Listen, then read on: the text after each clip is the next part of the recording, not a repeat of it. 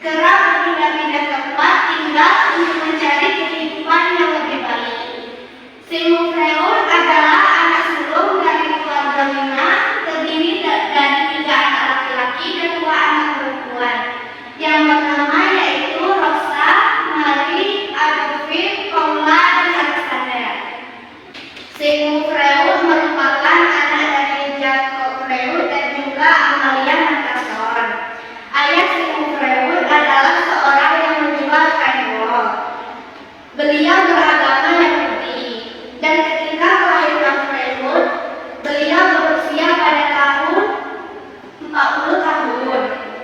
Jacob merupakan sosok yang emosian, suka menyendiri dan suka memerintah keluarganya sesuai dengan kemauannya. Berbeda dengan ibunya, ibu Sigmund Freud merupakan seseorang yang lemah lembut dan memiliki emosi yang stabil.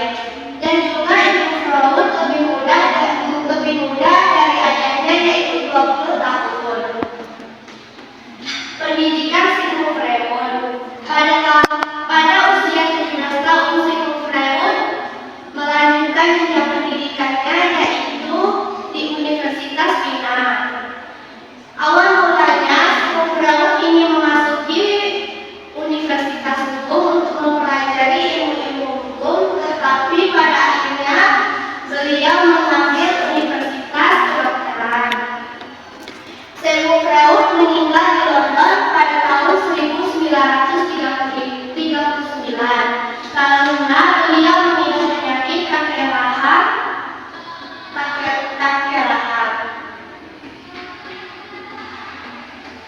Selanjutnya yaitu sejarah teori psikoanalisis klasik. Sebagian besar teori psikoanalisis klasik didasarkan pada 3 asumsi utama tentang sifat manusia. Yang pertama yaitu ada 5 tahun awal perkembangan individu merupakan masa yang paling krusial. Yang kedua yaitu dorongan seksual. Yang ketiga, perilaku individu dikendalikan oleh faktor tertentu yang tidak disadari. Sebagai pencetus psikoanalisis, Freud membedakan dirinya sebagai raksasa intelektual. Cara Sigmund Freud memandang manusia. Sigmund Freud menjadikan gunung es sebagai utama. Contohnya seperti di gambar. Yang pertama yaitu bagian puncak dinamakan kesadaran. Kesadaran adalah bagian pikiran di mana informasi dan pemikiran dapat diakses dengan mudah. Yang selanjutnya itu yang kedua, bagian tengah dinamakan prakesadaran. Prakesadaran adalah wilayah pikiran yang tidak dapat diakses dengan mudah dan berisi keinginan dan ingatan tersembunyi. Yang terakhir yaitu bagian dasar yang berbentuk air dinamakan ketidaksadaran. Ketidaksadaran adalah wilayah yang terletak di antara kesadaran dan prakesadaran, di mana konflik ketenangan dapat terjadi tanpa disadari oleh individu. Selanjutnya yaitu ada 3 subsistem kepribadian. Yang pertama yaitu ada ID. Freud melihat ID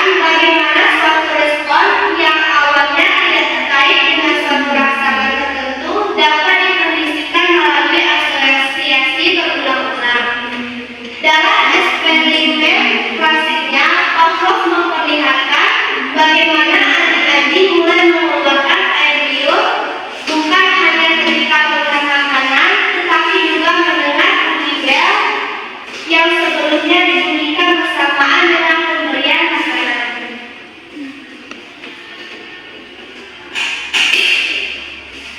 Selanjutnya itu ada teori behavioral. Hakikat manusia menurut teori behavioral dalam perspektif bimbingan konseling Islam yaitu hubungan manusia dengan dirinya sendiri, hubungan manusia dengan orang lain, hubungan manusia dengan lingkungan, dan hubungan manusia dengan Sang Pencipta. Teori behavioral adalah teori yang mempelajari perilaku manusia.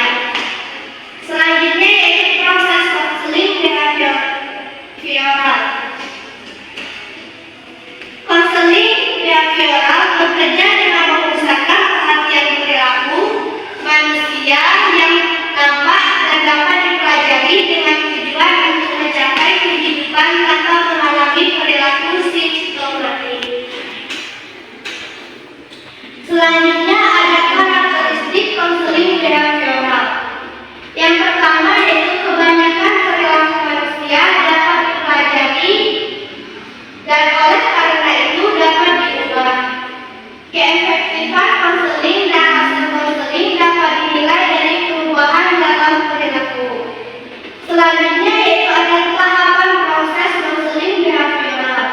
Yang pertama yaitu melakukan asesmen, yang kedua menetapkan tujuan, yang ketiga implementasi teknik, yang keempat evaluasi dan pengakhiran.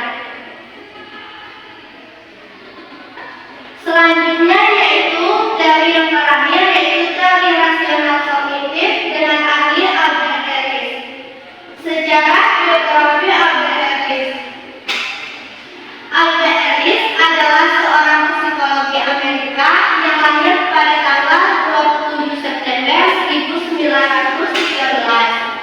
Albert Ellis lahir di Pittsburgh tetapi melarikan diri ke Australia yaitu New York pada usia 4 tahun dan tinggal di sana atau kecuali pada 1 tahun di New Jersey. Dan tentang pernikahan pertama dan keduanya, Ellis berakhir dengan pembatalan dan perceraian. Dan akhirnya pada tahun 2004 dia menikah dengan psikolog Australia yaitu David Jones. Selanjutnya yaitu LGBT mempunyai pandangan tersendiri mengenai apa sih itu kepribadian. Yang pertama yaitu ada filosofi, yang kedua faktor-faktor dasar dari kepribadian, yang ketiga dari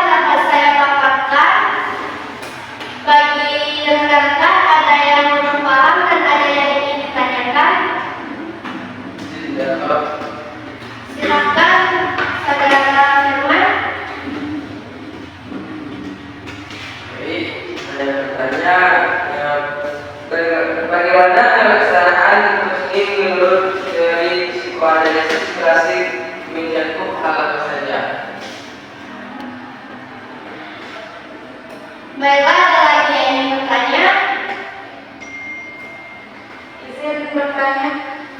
Baiklah saudari Puja. Sigmund Freud kan tadi meninggal pada tahun 1939. Pertanyaannya, apa yang menyebabkan beliau meninggal? Baiklah, di sini ada dua pertanyaan, yaitu dari saudara Firman dan juga saudara Puja. Baiklah, di sini yang pertama saya akan mencoba menjawab pertanyaan dari saudara Firman.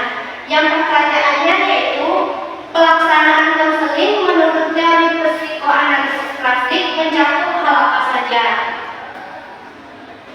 Dalam hal ini mencakup proses